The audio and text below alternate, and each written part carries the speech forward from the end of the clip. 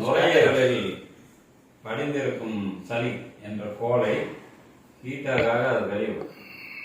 நுரையீரல் மேல் நுரையீரல் அடி நுரையீரல் இருக்கு. அடி நுரையீரல் இருக்கிற சளியில எந்த காலத்துலயும் வராது. இந்த பயிற்சியில பார்த்தீங்கன்னா உங்களுக்கு வரும். பயிற்சி நல்லா செஞ்சீங்கன்னா டம்ளர் வச்சுட்டீங்கன்னா ரம்பிடும். அந்த அளவுக்கு இந்த பயிற்சி நல்லா பெனிஃபிட்டான கை கொடுக்கும். அதே மாதிரி மூளை நல்லா சுறுசுறுப்பாகும். நீங்க ஒரு 10 முறை செஞ்சுட்டு கொஞ்ச நேரம் அப்படியே கண்ணை மூடினீங்கன்னா மூளை நரம்புல மின்னல் அடிக்கிற மாதிரி நட்சத்திரம் ஆகும். காரணம் என்னன்னா பிராண சக்தி இந்த மூளை நரம்புகளுக்கெல்லாம் நல்லா போகும்.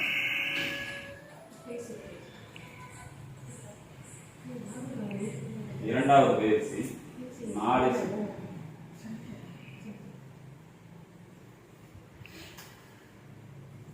கையை வந்து இப்படி வச்சு நேரம் மேல தூக்கணும்.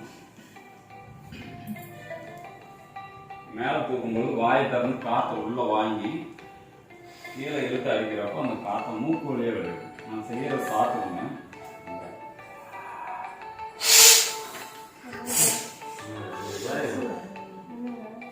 பார்த்துங்க, அப்புறமா செய்யுங்க.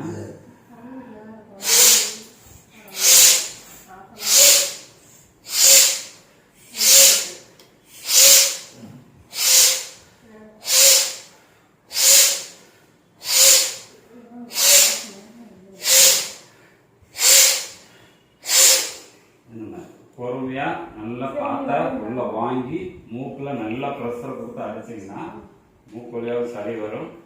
உள்ள இருக்க காற்று பூராமே நுரையீரல இருந்து வெளியும்.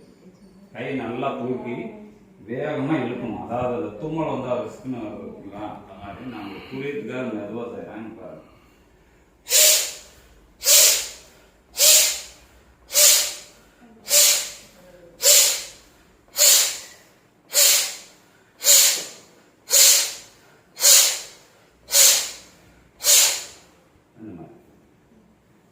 சரிங்களா?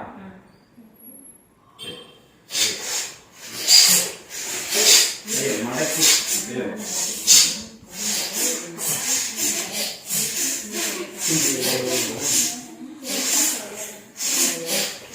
நல்லா எதிர்த்து மூக்கில் அடிங்க. தும்மல் வந்தா எப்படி வரணும், சளி வேலை பாருங்க.